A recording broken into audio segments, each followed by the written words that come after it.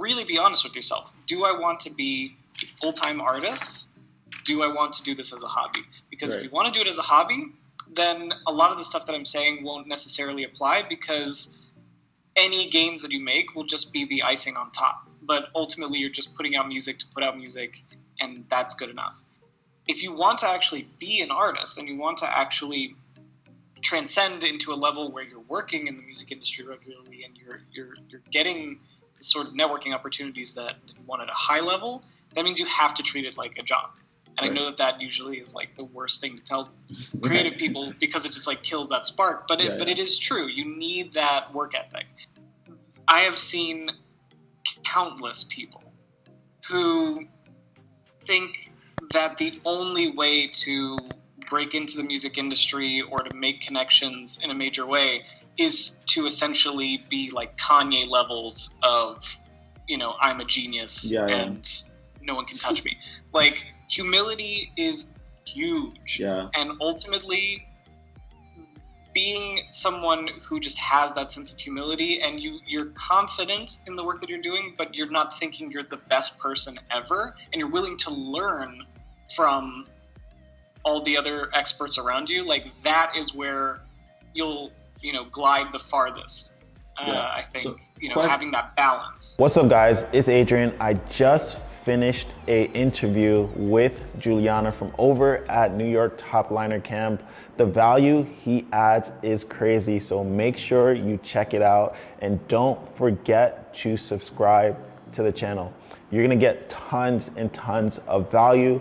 So let me know in the comments what you think about this video, and also what questions do you have for Giuliano.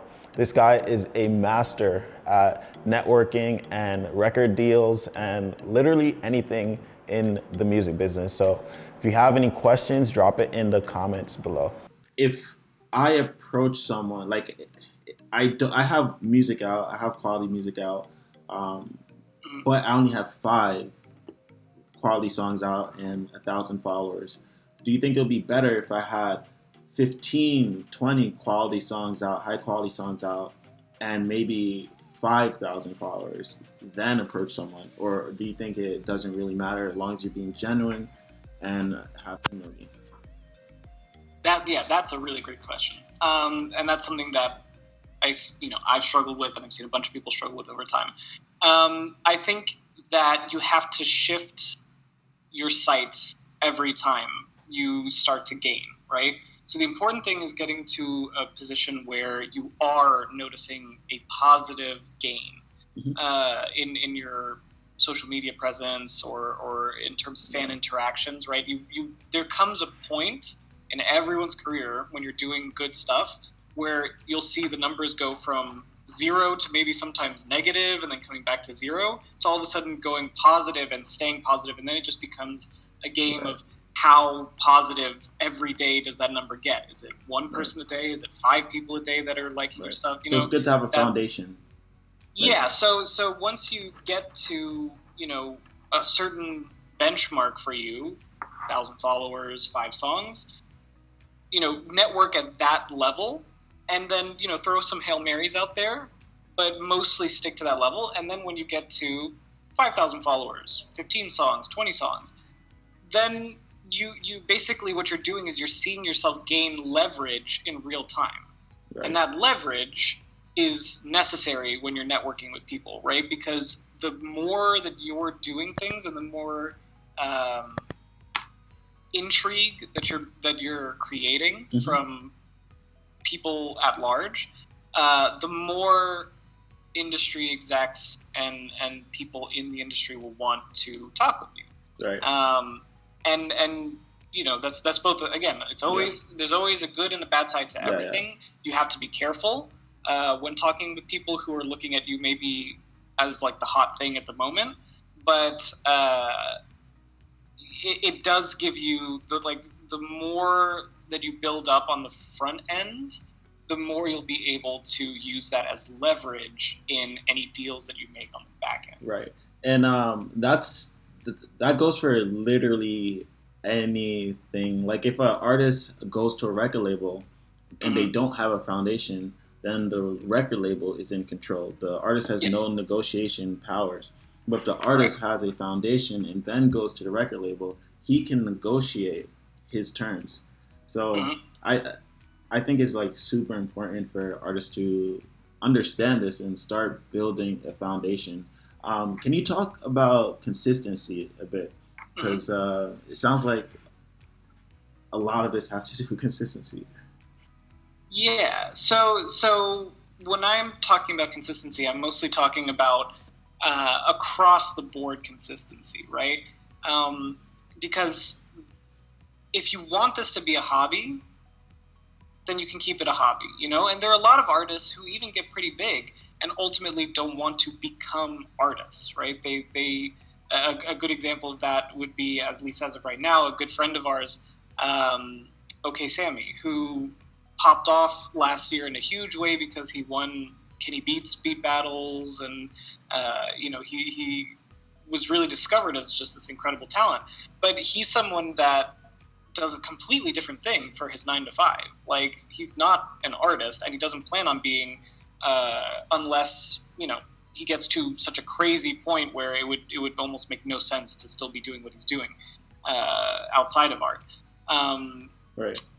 And so that can be one thing. Like, that's why I say, like, you have to be honest with yourself up front, and you have to set your expectations for what you're trying to achieve early, because that will be the quickest way that you actually get to a point where you can achieve those things.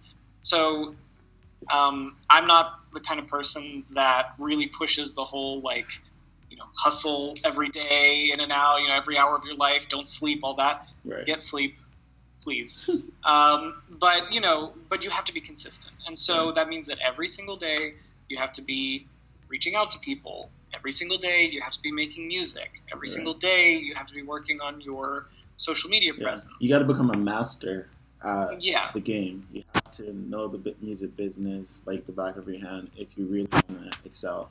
What I do notice is a lot of artists are looking for handhelds.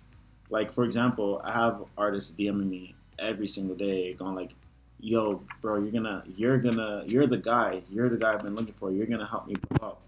And then I would, instruct them or tell them what to do, and then they don't do it. They're looking for someone to do it for them. So can you talk on how important a team is? A team and having a support. Do you think it's better to do it independently or record label, like, type stuff? Like, how important is your team? Yeah. So it's interesting.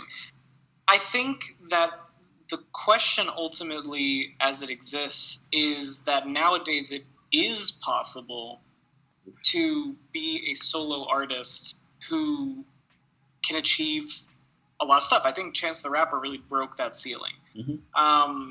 He proved that you can be a completely unsigned independent artist and still be up there with, the major artists performing. I mean, he even changed how the Grammys, looked into giving awards to artists to take in streaming numbers and things of that nature. So I would say that nowadays, more than ever before, there exists a path to financial stability and frequently even, a more fulfilling career that you can achieve by yourself. It's always helpful to have a team behind you. So if you have friends or you have other people that you meet along the way that you would want to bring in, let's say, to deal with your social media or to deal with other things, that just makes it easier on you. As you grow, the more time you can spend doing only the things that you think you do best, and then get other people who you think are better than you in other areas to do those things. Like, that's the goal. But an individual nowadays absolutely can go the distance, dealing with publishers, distributors.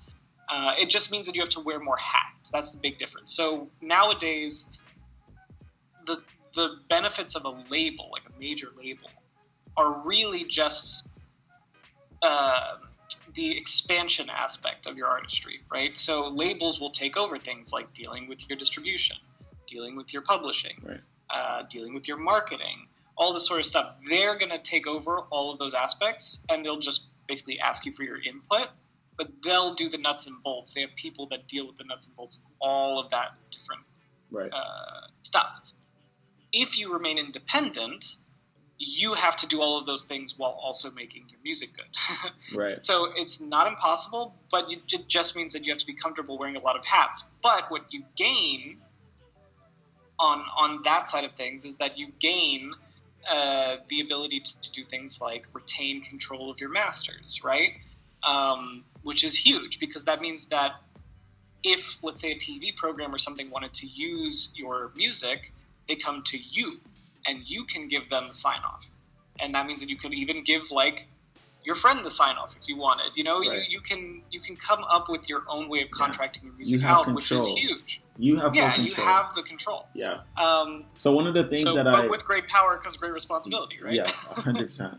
So one of the things that I kind of address in the course is you can go the record label route, but essentially they're in control.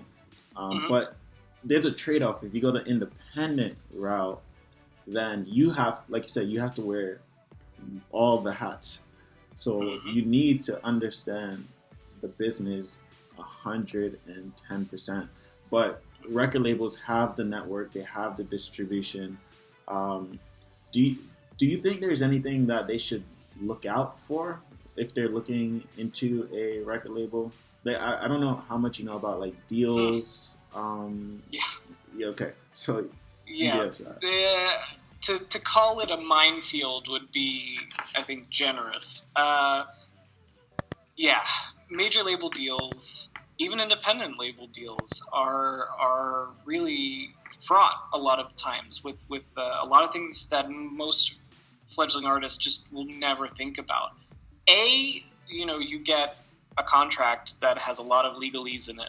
I have the benefit of having been to a law school and made it through a law school, so I have a bit of an insight into that, but most people won't understand a lot of the jargon. Right. Honestly, most lawyers don't understand the jargon in these entertainment contracts because it's its own language. Right. So as much as people can, I would always suggest, even if it seems a little bit expensive up front, always get a lawyer to look over anything that you're about to sign, because a lot of these deals that major labels will put out are what are known as 360 deals. So I just learned about that and I hate it. Yeah, hate it. So basically, like, what that means it would is blow my mind. Like, I would be so upset. Yeah. So what that basically means is that the contract that you're signing would give away an enormous amount of future earnings that you would have to whoever is contracting with you, because they would have they're basically making the case that you wouldn't have gotten any of your future opportunities if it wasn't for signing with them. Right. And so therefore they have a right to a little piece or a major piece of every pie going forward. Can you like explain that a little bit further? Because right now you're giving a 1,000-foot picture. Like a 360 deal does what? Like, say I was to start a business in the future, or I was to make a sale doing another service, or you can even just use me. I have a digital marketing agency. I'm also an artist. If I was to get a 360 deal, what would that look like? Yeah, so if you were to sign a 360 deal for one of these companies, what it would look like is that basically they would say that even if you had, some of these will go as far as to say that even if you had a pre-existing business, let's say like your digital marketing business, which is separate from your artistry, if you were to get, collaborators and other people working in that part of your, separate entity from your artistry, then they would argue that basically the reason that you have the clout to get the person to be a part of what you're doing is because of the deal that you signed with them. Therefore, they get a piece of, let's say, your sales from whatever course you did with that person. Right. Or anything of that sort. Right. So basically, ultimately, it's just they gain, as the name suggests, 360-degree control of your entire pretty life. much every business venture that you're going to do from then forward. Yeah, even your job, like literally everything. If you get into a 360 deal, no matter where you make money, you can be selling lemonade on the side of the street. They will take a percentage. Someone will be leaning over your shoulder, taking one, exactly. dime out of every dollar. And a lot of artists don't even know about that. They could sign something and end up in a 360 deal, and basically for the term of the contract, every penny you make from any sort of income, they take a piece of it, even if they have zero involvement in it. You do the networking yourself. It ends up in a collaboration. They still take a piece. Yeah, and it's important to realize as well, one of the major things is, as long as we're going into sort of the dangers of a major label deal and why leverage is so important, right? Waiting for your time, because the more leverage you build up, the better your deal will be. Something that is very common in these contracts is to... I just think they're stupid. I get why people do it, because if a big label comes to you, you're like, hey, I will build you and I will put you on. Obviously, I would say, see, it's so hard because I know that they have the opportunity that I want. And if I say no, it basically shuts down my entire, expansion. So it's so hard to say no, but that's why it's good to come with the leverage, is what you're saying. You can negotiate yourself out of that. Yeah, and also I would say this. There's a fundamental misunderstanding of the advance, right? Right. So when you sign one of these deals, what you will receive, and when we talk about music publishing, it's called publishing because it's exactly the same as like a book that's being published, right? Book publishing works on very similar principles. What happens is that as an artist, when you hear, this artist was signed for $7 million, this artist was signed for $20 million, something like that, you cannot think that money is money that artist was paid free and clear to just make music. That's not how it works. So whenever you sign a deal with a major label, or with any of these labels, you're getting an advance, and an advance means that they are footing you a loan that you can use to create whatever project you then want to put out, whether that be an album. Usually, a lot of times artists will sign contracts for 10 album deals, which is absolutely crazy to me because some artists never put out even close to 10 albums in their entire career. But that's just another way of saying essentially we own you for your entire career. Yeah. And so when you get paid that advance, you might think that it makes sense on your part to try to make that number as big as possible. You're like, listen, I want, not a penny less than 10 mil for my first deal or whatever. It sounds attractive because you get that money up front, and then they're like, cool, use it however you want, to make your ultimate result. And so what do people do? They immediately go out and they, buy the chain, they buy, the car or whatever. And they think like, oh, now I'm living the artist lifestyle. But the fact of the matter is that everything that you're buying with that money is loaned money, which means that you have to pay every cent of that back to the label before you actually make a profit. So if you get a $10 million deal, what you're actually doing is you're committing yourself to a $10 million loan that your music will have to pay for, and your merchandise and touring and all of that will have to pay for over any number of years. And only once all of those revenue streams break even at 10 mil will you start to make $1 off of everything that you've been doing. Right. So I think it goes even further. In a weird way, it actually behooves fledgling artists or people who are newly signed to labels, because it can be a fraught world, right? Maybe your singles don't take off. Maybe you don't get the opportunity to start putting out albums. Always take the least amount of money up front that you can, and then you'll be able to make more on the back end. And at the very least, if things don't pan out for you, you won't have to pay back as much money on the front end. Yeah, 100%. And assuming it's like an 80-20 deal, the label is still taking their 80%. Yes. And then taking they owe you from what you owe them from your 20%. So they're Correct. still making money, Yeah. and collecting money from you. So you're basically making pennies in the beginning if you take an advance.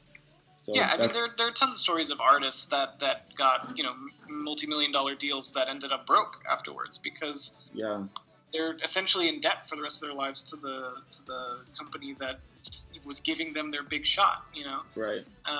Okay. So these are important things to know. These are things that not a lot of people, even today, things that artists don't know. Yeah. They see the numbers, they see the I'm flashiness. just learning that, and I'm in the space. Yeah. So, yeah, so it's crazy. So this brings me to the question of how important is it to invest in yourself? Because if you go to a label, that's kind of like the shortcut, the easy way. But if you want to make it independently, the best way, I believe, is to invest in yourself, to learn the market, learn marketing, learn publishing, and publication, like all of that. What would you say? What's your take on like investing in yourself? Well, yeah, I think that there are two ways that an artist can invest in themselves. One would be in knowledge, and then the other would be monetarily, right?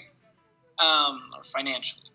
So the easiest, in terms of the least painful to your wallet, is to invest in your knowledge base. Right. We have so many incredible resources, this one included. You know, courses like this are huge because they allow people to get the nuts and bolts of all the important things that they need to know in one place that they can refer back to at any time. And you can't put a price on that kind of knowledge because having knowledge means that you then can make informed decisions that then lead to better outcomes in the future.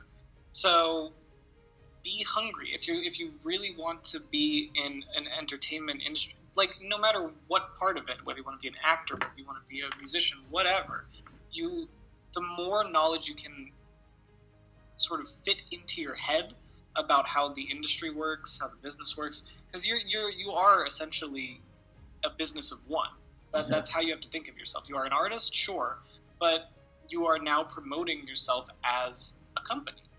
You are a brand that you want to succeed in the marketplace. So the more knowledge that you can find and really study in depth and gain that deeper understanding of, absolutely go for it. Sorry, I've got a siren going on in the background. Can barely hear it. So that's a huge thing. That's a huge thing.